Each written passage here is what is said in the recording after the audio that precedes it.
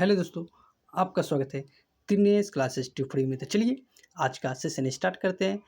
7/9/2024 का current affair जो आपको किसी न किसी एग्जाम में 16 से 20 प्रश्न देखने को मिलेगा। तो चलिए स्टार्ट करते हैं, खासकर बीपीसी टीआरई 4.0 के लिए।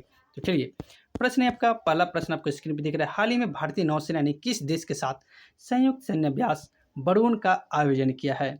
तो आपको पता होना चाहिए कि प्रत्येक साल या जो भी होगा बरूण का अभ्यास आपका भारत और फ्रांस के बीच में ही होगा। तो चलिए भारत और फ्रांस के बीच में क्या हुआ? बरूण शक्ति अभ्यास का हुआ। चलिए नेक्स्ट प्रश्न में चलते हैं। नेक्स्ट प्रश्न आपका, हाल ही में पहला संयुक्त कंसांडर सम्मेलन कहाँ आयोजित हुआ है? तो इसका बात किया जाता है, इसका कहाँ आयोजित हुआ है? तो ये आपका हुआ लखनऊ में का लखनऊ। तो option number B is the correct answer हो जाएंगे। तो चलिए नेक्स्ट प्रश्न में चलते हैं। नेक्स्ट प्रश्न आपका,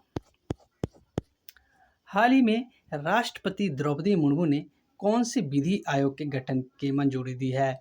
तो आपका विधि आयोग का गठन हो चुका है और कौन सी है? तो ये आपका 23वें विधि आयोग का गठन हुआ है। कौन सा?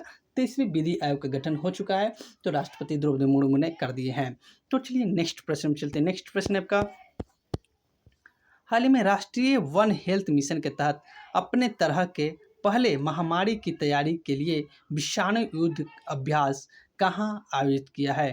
तो विषाणु युद्ध अभ्यास की बात किया जाए तो ये आपका राजस्थान हो जाएगा। कहाँ? राजस्थान। तो ऑप्शन नंबर क्या दिख रहा है ना? D, Rajasthan. Option number D the correct answer हो जाएंगे। तो विषाणु युद्ध मतलब इस विषाणु युद्ध करने का मतलब यह हो गया कि अगर महामारी आया ना तो इसका मतलब निपटारा कैसे किया जाएगा, ये अपने आप में क्या कर दिया? सुधार कर लिया है। तो चलिए नेक्स्ट प्रश्न में चलते हैं। हाल ही में नोटरी पोर्टल किसने लॉन्च किया है? तो ये नोटरी पोर्टल की बात कर रहे हैं ना।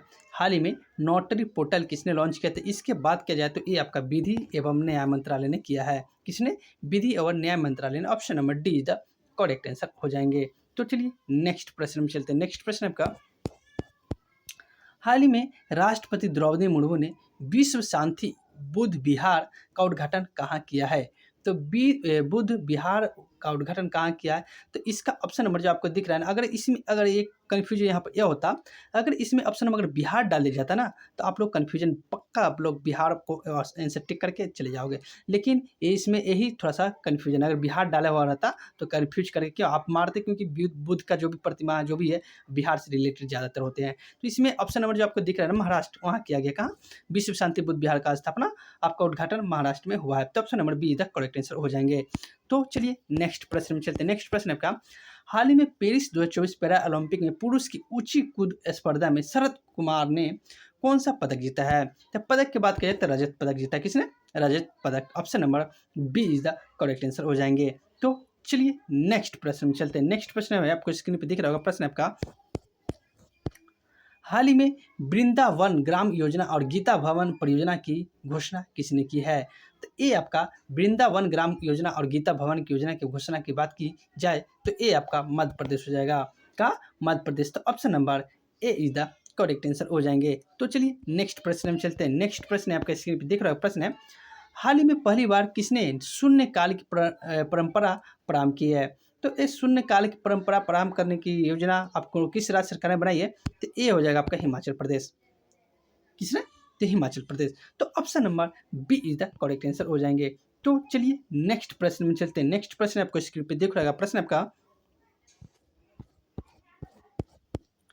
हाल ही में डेंगू को महामारी रोग किसने घोषित किया है? तो एक डेंगू आपका महामारी रोग के रूप में घोषित कर दिया है और किस राज्य ने किया है?